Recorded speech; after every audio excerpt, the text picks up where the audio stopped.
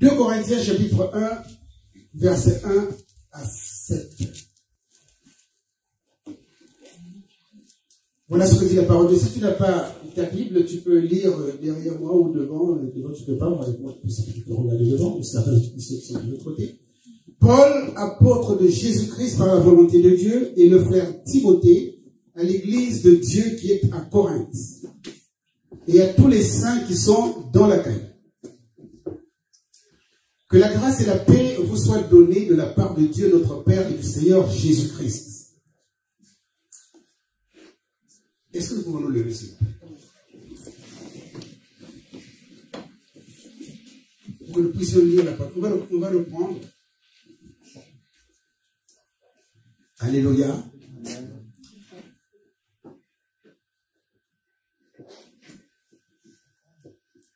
Paul, apôtre de Jésus-Christ par la volonté de Dieu, et le frère Timothée à l'église de Dieu qui est à Corinthe, et à tous les saints qui sont dans toute l'Achaïe.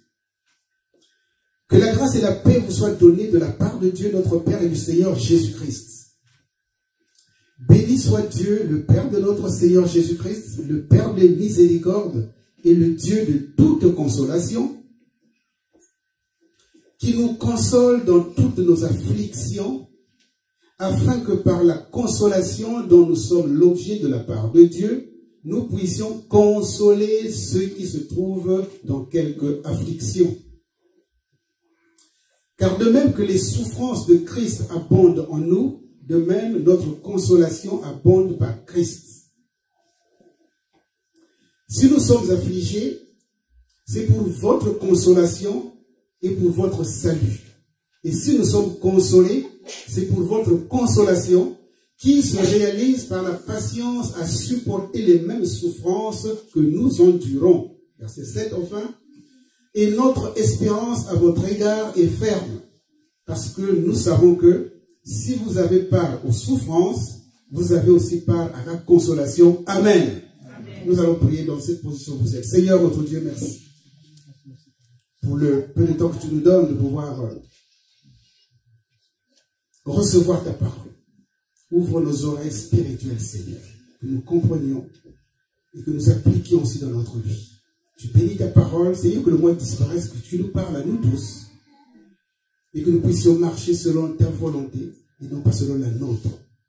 Tu bénis ton peuple, tu bénis ta parole dans nos cœurs et que toute la gloire te revienne. Au nom de Jésus, Amen.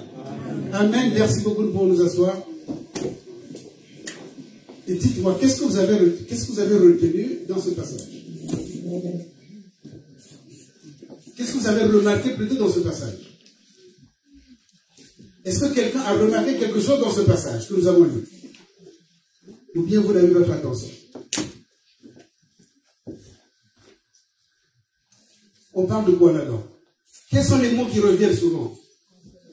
Consolation. Qu'est-ce que vous avez remarqué d'autre? On va prendre comme titre, justement, comme thème. Voilà la souffrance. Qu'est-ce qu'il y a de souffrance? C'est moi. Et oui, c'est la souffrance. Souffrance, consolation. Donc nous allons parler de la souffrance et la consolation. Amen. Amen. La souffrance et la consolation. Là-dedans, il y a au moins 9 consolations. Il n'y a que consolation, souffrance, consoler, et tout ce qui va avec. La consolation, la souffrance. Personne ne peut dire qu'il n'a pas connu de souffrance. Personne.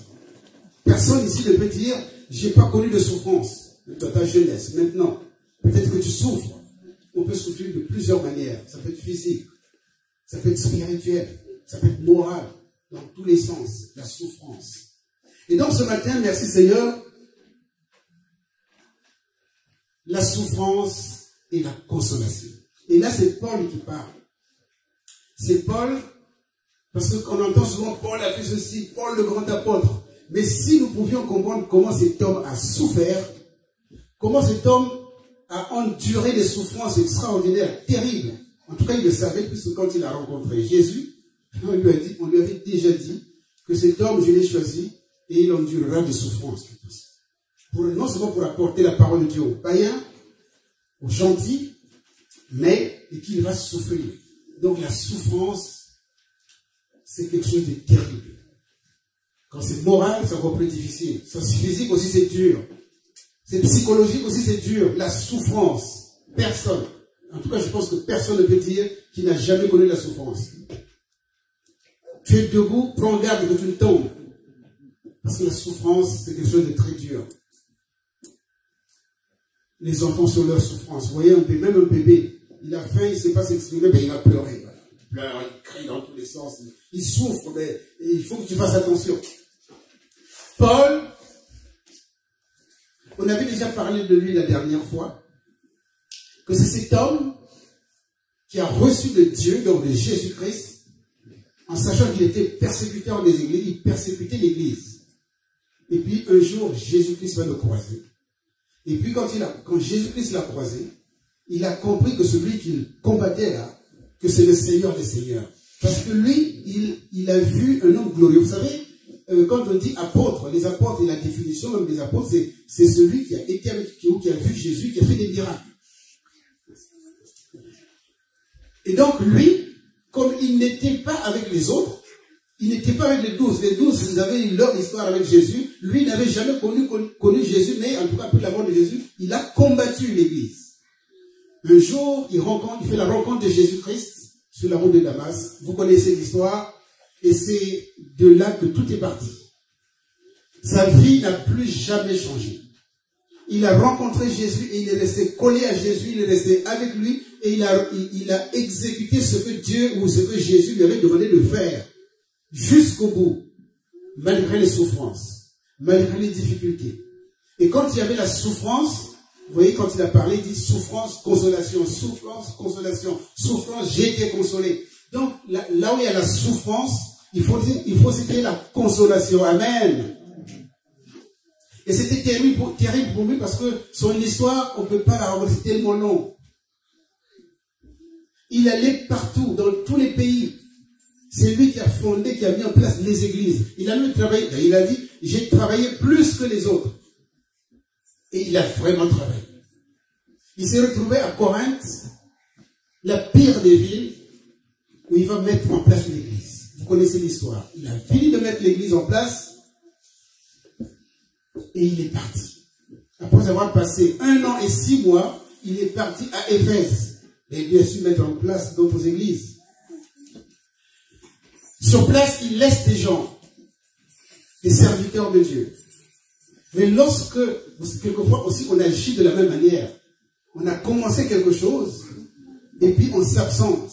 Et quand vous vous absentez, dans le monde, on dit que la nature n'aime pas le vide. Vous pouvez mettre du goudron sur une route, il n'y a plus rien de ce côté-là. La nature va prendre ses droits. L'herbe va pousser. Ça va être à l'abandon. Donc, il faut s'en occuper.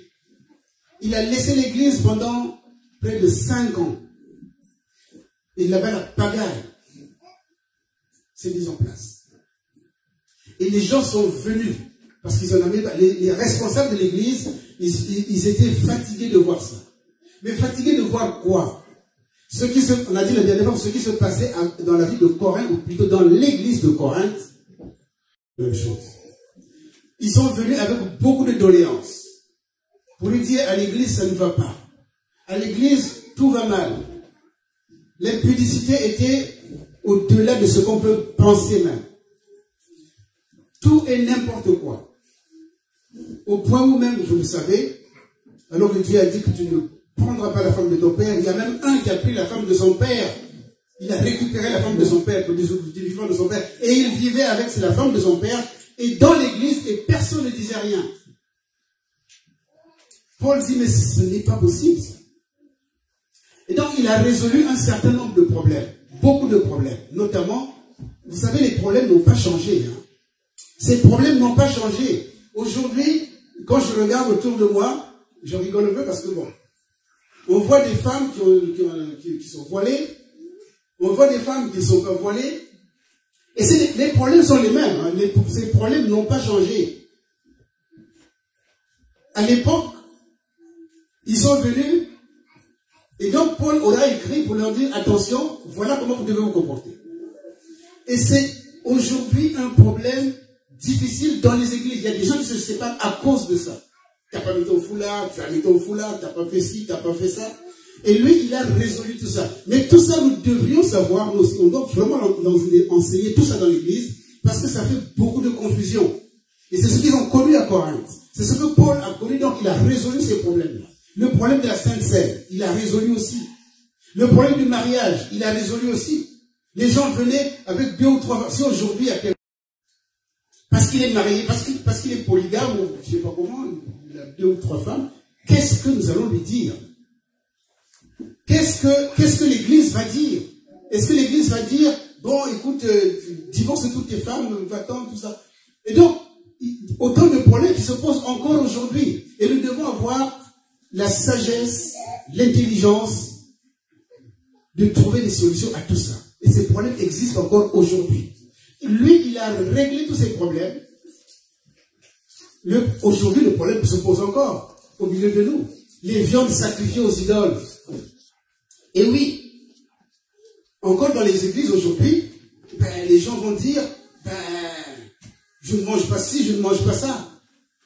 Paul a résolu. Et tout ça, ça doit être enseigné dans les églises. Nous devons pouvoir enseigner ça dans les églises pour que ça soit correct, que ça soit dans la priorité que nous puissions faire les choses. Paul a réglé aussi un certain nombre de problèmes. Et nous avons besoin, nous aussi, si l'Église est restée un peu la même, que nous puissions avancer, que nous puissions connaître, que nous puissions vraiment faire des choses. Donc, lui, il a laissé l'Église pendant 5 ans. C'était pas l'abandon, il a laissé les gens là-bas, mais il était affairé à autre chose. Il aurait certainement dû repartir. Il aurait dû certainement repartir comme de temps en temps, même si le voyage était long. Mais il n'a pas fait. Derrière lui, des judaïsants sont venus. C'est-à-dire des gens qui avaient une autre doctrine. Ils sont venus, et comme la nature n'aime pas le vide, ils sont venus bouleverser tout ce qu'il avait dit, tout ce qu'il avait fait. Ils l'ont critiqué. L'église qu'il avait fondée s'est soulevée contre... Est-ce que vous me suivez? Nous sommes là. L'église qu'il a mise en place s'est soulevée contre lui. Il a été critiqué, que c'était un faux apôtre, qu'il est mauvais, il n'est pas de grande taille, il est paresseux, il n'est pas venu nous voir, c'est pas un vrai serviteur de Dieu. Et les autres ont appuyé, oui, il est un voleur. Parce qu'il faisait des quêtes, tout ça. Oui, tout ça, il a volé. C'était un voleur. Et donc, les gens sont venus, l'ont critiqué ouvertement. Et Paul, le grand Paul, vous voyez, on dit souvent Paul, il a souffert, il a entendu tout ça. Il a reçu tout ça. Et il s'est dit, oh, il a pris conscience qu'il faut repartir à Corinthe. Il va repartir à Corinthe. Avant de repartir à Corinthe, il envoie son fils, dans le Seigneur, Timothée. Il envoie Timothée pour aller voir ce qui se passe. Timothée est parti à Corinthe. Et revenu lui faire un rapport. Il lui a dit, vraiment à Corinthe, ça ne va pas du tout. C'est plus du tout ce que tu as laissé. C'est la pourriture. Paul souffre. C'est-à-dire, la souffrance qu'il avait été terrible. Il se lève, il dit, je vais y aller. Il s'est levé. Et il est parti à Corinthe. Quand il est arrivé à Corinthe, parce qu'il entendait dire, là maintenant c'est droit dans les yeux, où le peuple de Dieu s'est complètement volé contre lui. Et complètement. Paul a souffert. Devant les autres qui avaient pris l'église sont venus, et donc ils l'ont critiqué. Le peuple de Dieu l'a critiqué. L'église l'a critiqué. Il a tellement souffert. Il a écourté son voyage. Il est reparti à Éphèse. Il a pleuré. Est-ce que vous me suivez? La souffrance. Il a pleuré. Il est reparti à Corinthe. Il dit, mais comment je vais faire? Il pleure pour la souffrance, pour les critiques, pour les blessures morales. Ce n'était pas des blessures, on n'a pas chipoté, mais c'est des blessures qu'il recevait. Et il a tellement souffert, il repart à Éphèse. Il dit, mais comment, Seigneur, comment je vais faire? Et merci Seigneur, il espérait en l'Éternel. Il avait confiance en Dieu. Il était obligé de fuir Corinthe, la ville, l'église. Il repartit à Éphèse. Et il repart à Éphèse, il dit, comment je vais faire maintenant? Il cherchait des solutions. Dans la souffrance, dans les difficultés. Mon frère, ma soeur. Consoler, c'est ce qu'on appelle fortifier grandement. Consoler, c'est fortifier. La consolation. Il avait besoin d'être consolé. Peut-être que toi aussi, tu as besoin d'être consolé. Peut-être que toi aussi, tu es en souffrance. Je ne sais pas quelle souffrance tu as. Peut-être morale, physique, spirituelle. Tu es certainement en souffrance. Personne ne peut dire que je n'ai jamais souffert. Mais cette souffrance-là, comment tu vas faire? Tout seul, tu ne peux pas. Et lui, il avait besoin même des prières des autres. Il avait souhaité que les frères prient pour lui. Mais les frères sont contre lui maintenant. Qui va prier pour lui? Mais s'il y avait quand même un noyau qui priait pour lui. Et Dieu a entendu les prières de ces gens-là. C'est pour ça, bien aimé, il faut aimer la présence de Dieu. Il faut aimer la prière. Quand tu es en souffrance, tu es bien content que quelqu'un dans le secret prie pour toi. Et lorsque dans le secret, on prie pour toi, Dieu entend, écoute ses prières et il exauce. On dit, c'est vrai, on dit le grand Paul, l'apôtre Paul. Oui, mais la souffrance. Et nous sommes tous en souffrance sur un problème donné, sur quelque chose. Regardez aujourd'hui le Covid, les licenciements. C'est une souffrance. Tu n'as plus rien à manger. C'est une souffrance. On t'a critiqué. C'est une souffrance. Ta femme ne te parle plus. C'est une souffrance. Tes enfants ne te parlent plus. C'est une souffrance. Tellement de souffrance. Tellement de problèmes, des choses qui amènent la souffrance. Et lui, il a connu ça. Et donc, vous voyez, un jour, Jésus dit, je m'en vais, mais c'est une souffrance. Jésus était avec ses disciples, avec ses apôtres, et puis il dit, je vais partir. Et il s'en va, et il va partir, et il va mourir. Les autres sont restés en souffrance. Mais qu'est-ce qu'on va devenir maintenant? Qu'est-ce qu'on va devenir? Il dit, je ne vous laisserai pas orphelins. C'est là où on parle de paraclet, le paraclétos. Amen. Je ne vous laisse pas orphelin. Je vous envoie le paraclet. Paraclet ou paraclétos, vous pouvez comme vous voulez. C'est-à-dire, celui qui va vous consoler dans votre souffrance. Et ils avaient besoin d'être consolés dans cette souffrance qu'ils avaient, dans cette difficulté qu'il avait sur lui. Et donc, les apôtres aussi avaient besoin d'être consolés par le paraclet. Paraclet, c'est cette consolation-là. C'est le consolateur qui viendra pour les consoler, pour leur apporter l'aide. Et cette aide, la force, le soutien, le réconfort, c'est le Seigneur qui donne. Aujourd'hui, c'est le Saint-Esprit qui donne. Sinon, tu ne peux pas, tu vas sombrer. Tu risques de sombrer. Beaucoup de personnes aujourd'hui, dans sa souffrance, il va s'isoler. Erreur fatale. Erreur fatale. Est-ce que vous me suivez? Erreur fatale. Tu vas t'isoler, c'est fini. Tu es en train de partir à petit feu. Parce que quand tu vas t'isoler, c'est là où l'ennemi va venir bien te taper.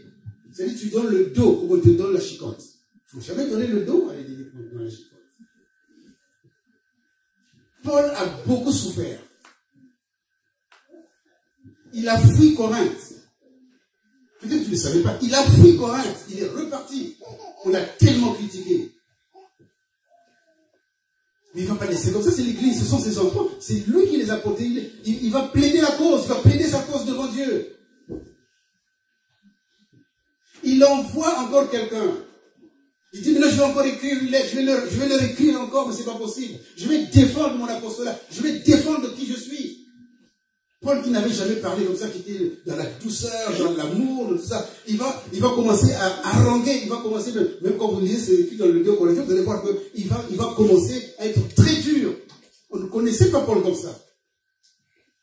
Il va même oser dire, j'ai travaillé plus que les autres. Les uns disent, nous sommes des Israélites. Il dit, moi aussi je suis Israélite.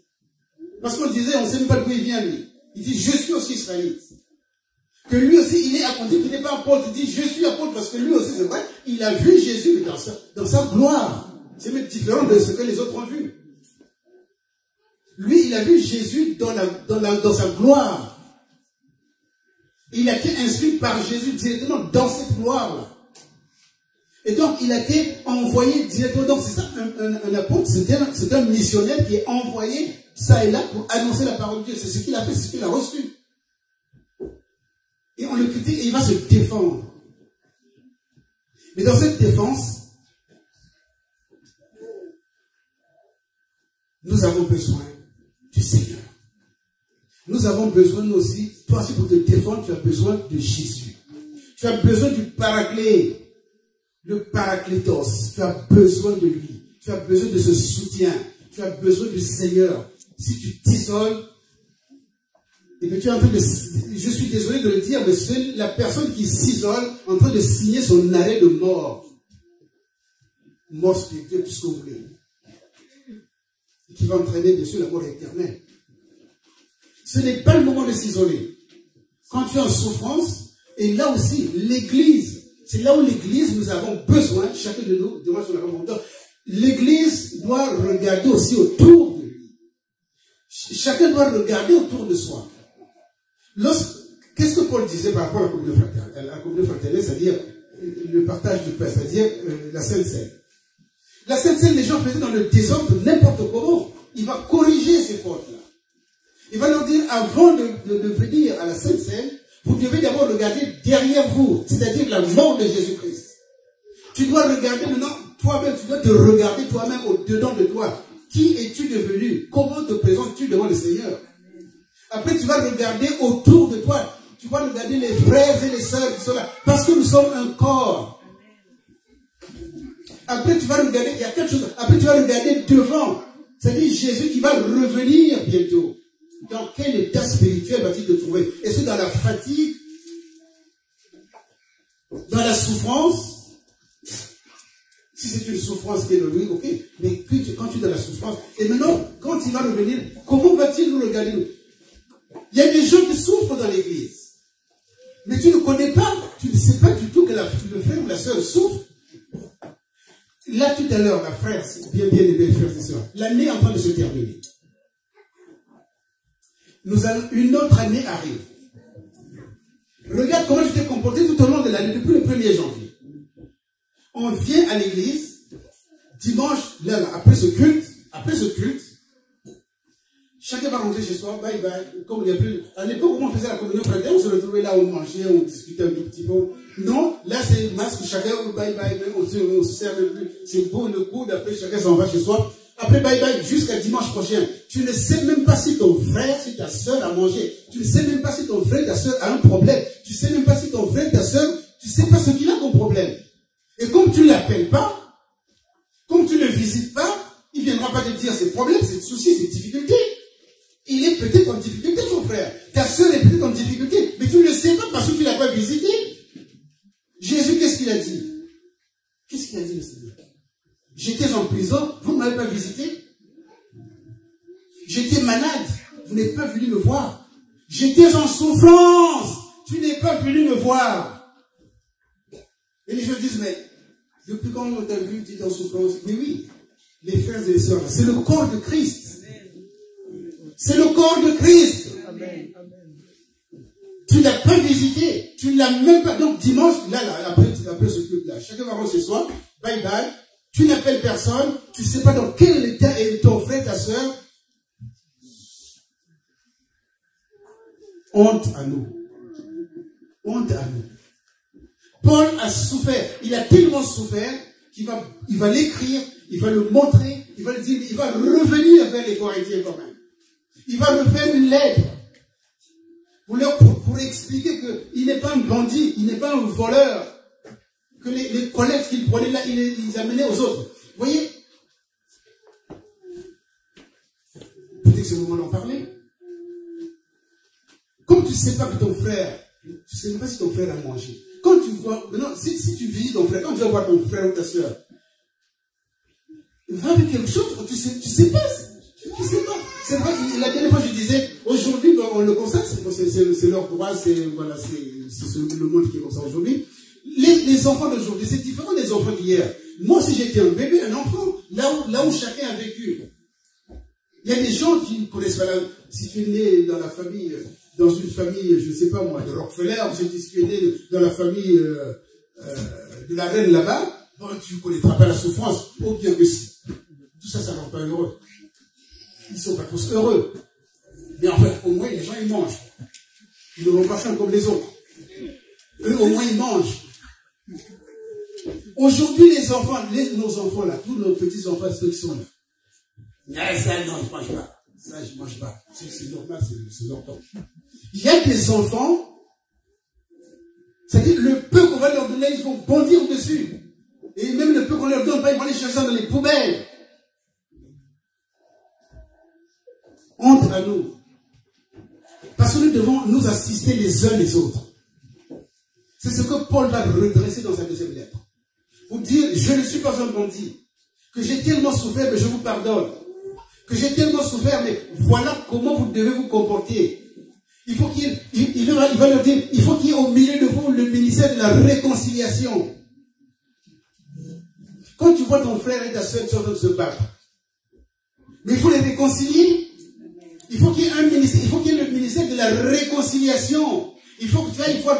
Comment veux-tu savoir qu'il y a des points si tu ne les visites pas? Il faut que tu les visites, il faut que tu les appelles. Peut-être qu'on devrait afficher les choses ici aussi. Si c'était fixe, on aurait affiché. Non, normalement, on devrait tout afficher. Les dîmes, les offrandes, tout. Tout. Vous savez ce que Paul avait fait?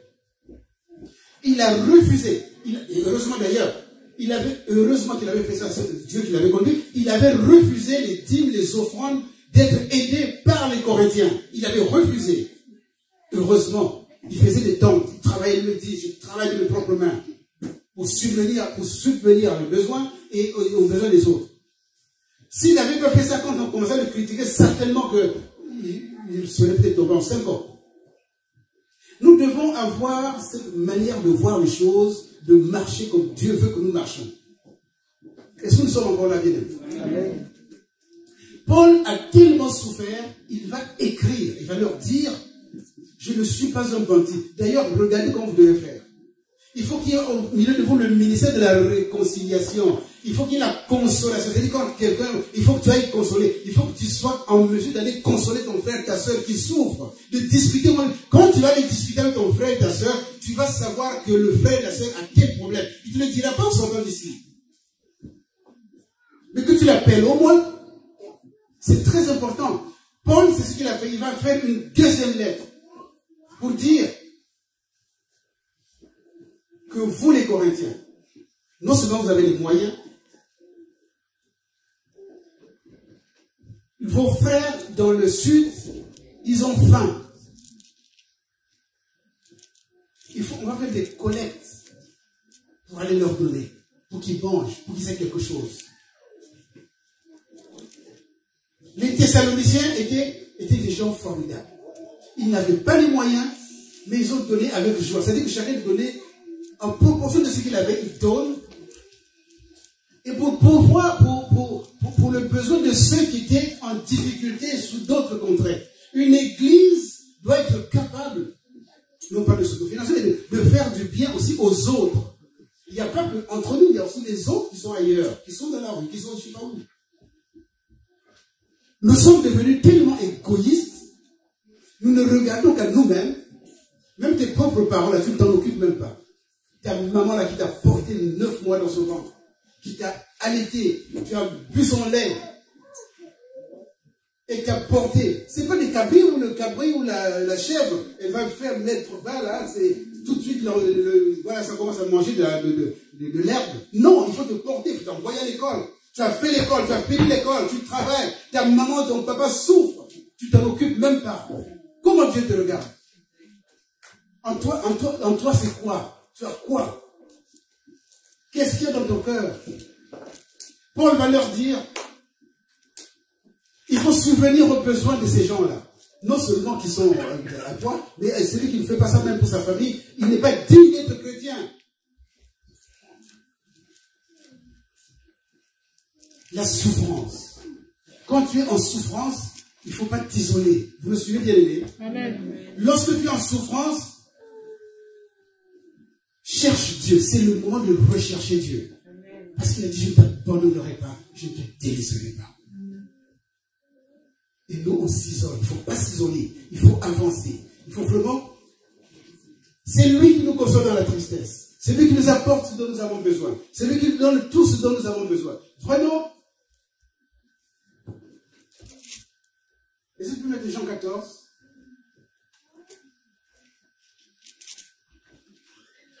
Avant que Jean 14, 16 à 17 n'arrive, regardez, je vais donner le cas de Paul qui me vient dans la tête.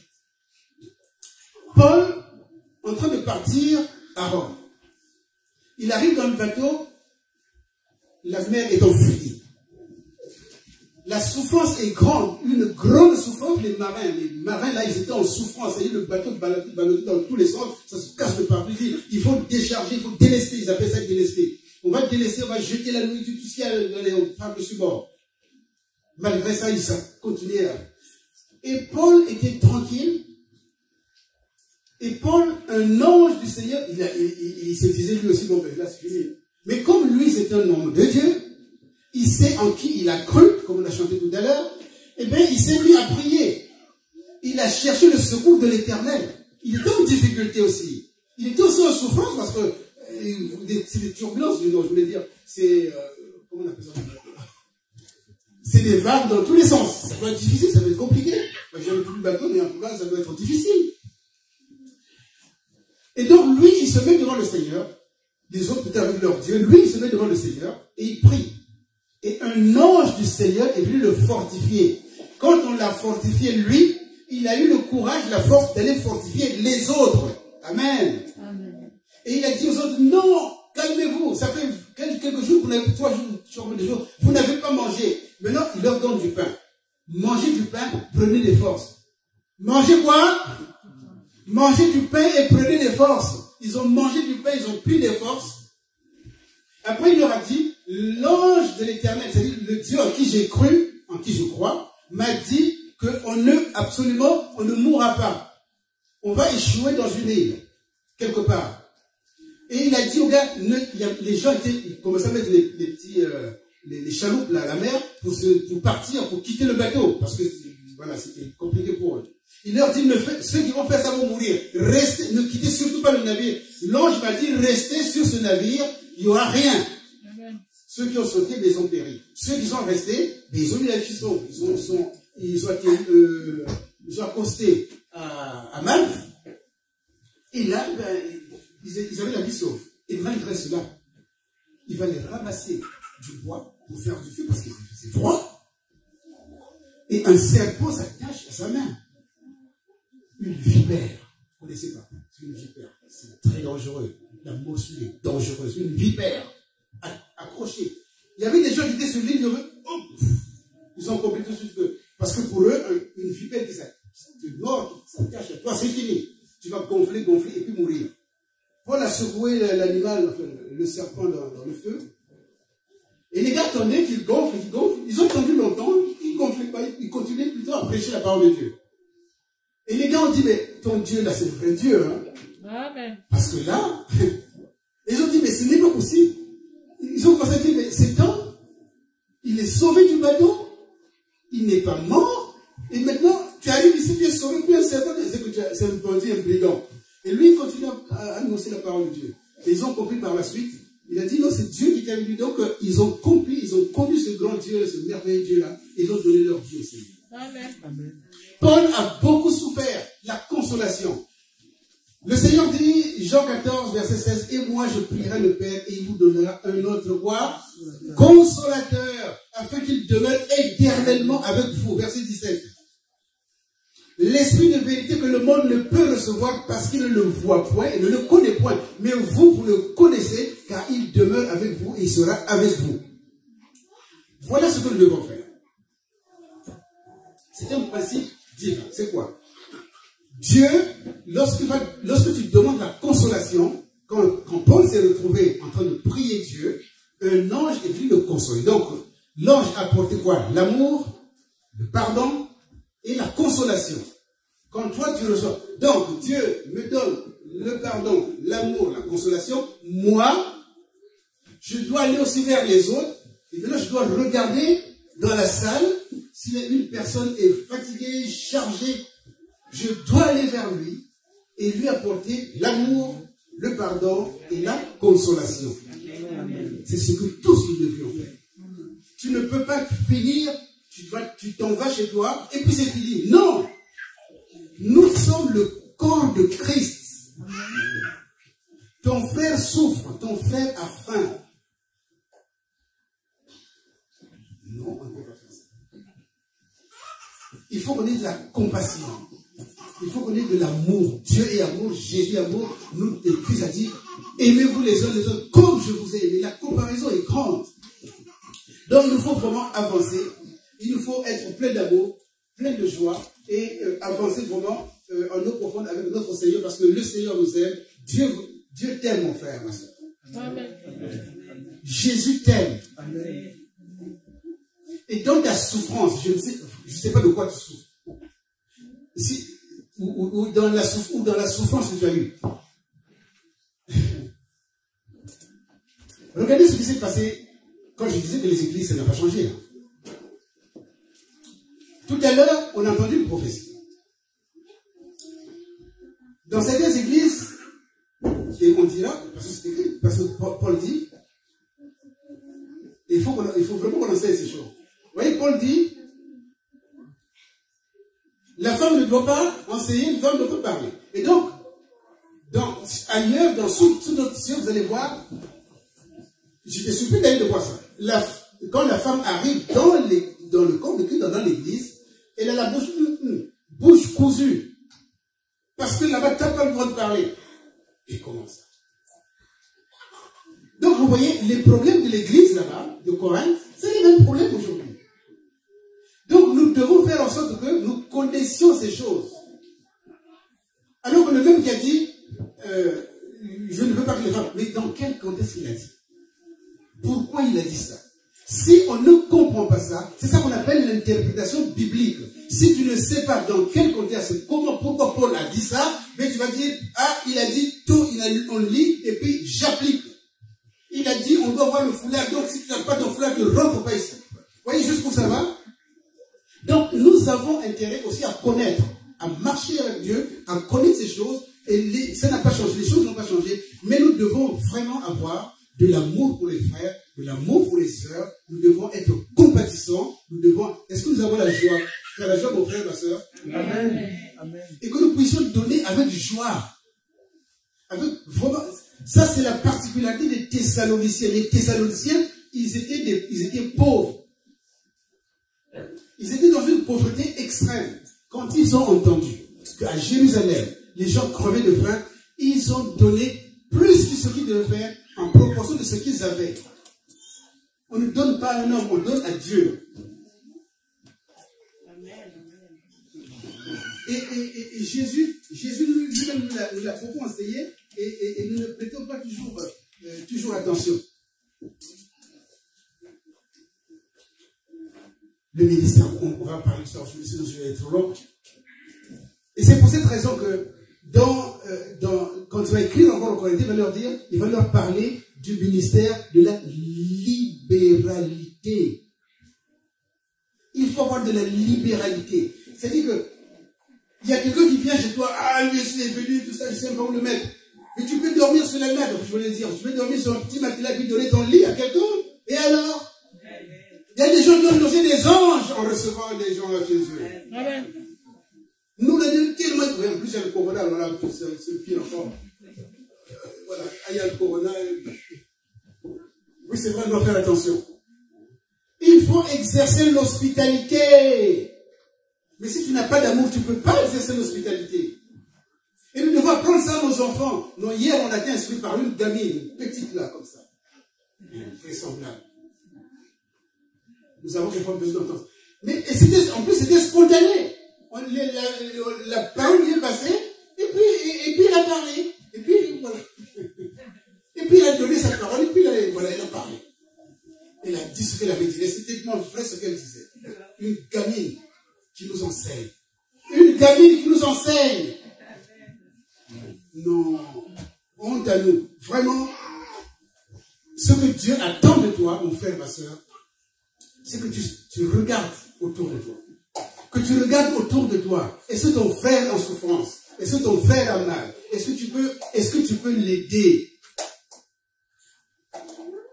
Vous savez, on peut aider quelqu'un en faisant de l'argent. Prier avec la personne. C'est une consolation. Prier, tu viens, tu pries avec elle, avec cette personne. Et la personne est heureuse, Dieu va exaucer, il va te remercier. Lorsque tu t'enfermes chez toi, lorsque tu te barricades chez toi, lorsque tu t'isoles, vous connaissez pas, j'ai déjà dit, je répète encore, le principe, c'est un principe animal. Les animaux, c'est comme ça qu'ils font. Le lion, c'est des prédateurs. Un lion, c'est un prédateur, il fait la même chose. Quand il y a trop de biches, tout ça, il ne peut pas, il ne sait pas, il va chercher à isoler. Dès qu'il t'a isolé, c'est fini. La bête a signé son arrêt de mort. Il va tomber dessus, c'est fini. Il va le manger. C'est la même, ça n'a pas changé, c'est exactement la même chose. Le problème, c'est de s'isoler, mais le problème, c'est de se mettre avec les autres. L'église est un cocon. On doit demeurer dans ce cocon, mon frère, ma soeur. Aimer le Seigneur, aimer les frères. Ça doit être vertical, ça doit être aussi horizontal. Amen. Tout à l'heure, vous avez reçu cette parole. On va terminer par ça. Jacques, chapitre 2, 14 à 16. C'est que le Seigneur nous aide. L'amour, le pardon, le réconfort, tout ça, ça doit être vertical et horizontal. Vertical avec Dieu, comme on a dit tout à l'heure, Dieu te donne, toi aussi tu dois donner aux autres. C'est horizontal et c'est vertical. C'est vertical et c'est horizontal. Mes frères, que sert-il à quelqu'un de dire qu'il a la foi s'il n'a pas les œuvres? Moi j'ai la foi, j'ai la foi. Oui, d'accord. Ta foi te sauvera comme ça? Non. La foi peut-elle te sauver? Si un frère ou une sœur sont nus et manquent de nourriture, la nourriture de chaque jour, et que l'un d'entre vous leur dise, allez en paix, chauffez-vous et rassasiez-vous. C'est ce que nous faisons. Hein? Oui, ma sœur, oui, que le Seigneur te bénisse. Tu viens me dire que le Seigneur me bénisse. Gloire à Dieu, merci Seigneur. Mais j'ai faim. J'ai rien à manger chez moi. Le prédicateur Jean-Baptiste, qu'est-ce qu'il disait? Il disait, les gars disaient, qu'est-ce que nous allons faire maintenant? Mais qu'est-ce que vous allez faire? Tu as deux tuniques, mais donne à l'autre qui n'a pas de tunique, il n'a rien du tout. Ah! Ça c'est le problème aussi. Tu as deux tuniques, tu as deux manteaux, ils sont en fourrure, je ne sais pas moi, en vison. Tu as deux tuniques, tu as deux manteaux, et ta sœur là n'a même pas de manteau, il tremble de foi comme ça là. Prends le manteau, donne-lui. Ça, on ne sait pas faire. Ça, nous ne savons pas faire. Mais nous devons, c'est ce que Paul apprenait à ces gens, c'est ça que vous devez apprendre à faire. Et nous devons apprendre à le faire.